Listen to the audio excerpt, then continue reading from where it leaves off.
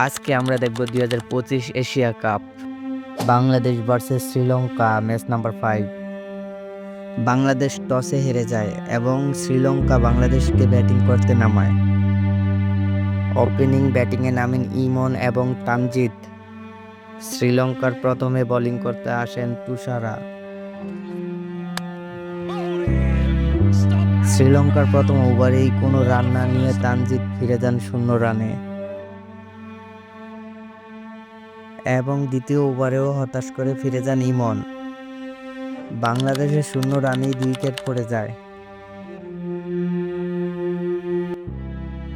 কিন্তু লিটন এবং হৃদয় যখন ম্যাচ ধরে খেলতে যায় তখনই দুর্ভাগ্যবশত হৃদয় রান আউট হয়ে যায়।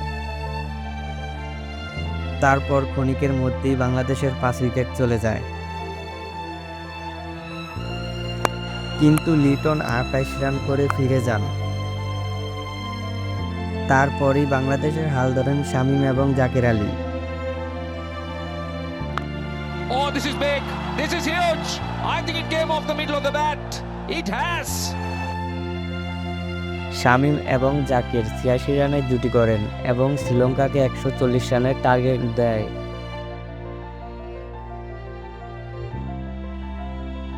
শ্রীলঙ্কার প্রথমে নামেন নিশাঙ্কা এবং কুশল মেন্ডিস। মোস্তাফিজ প্রথমে উইকেট দিয়ে শুরু করেন,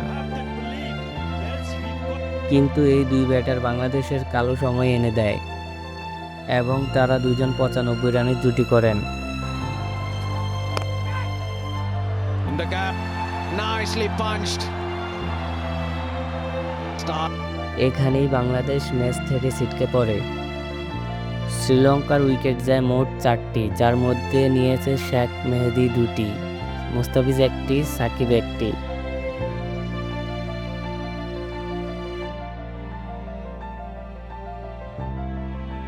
শ্রীলঙ্কা ম্যাচ জিতে যায় 6 উইকেটে।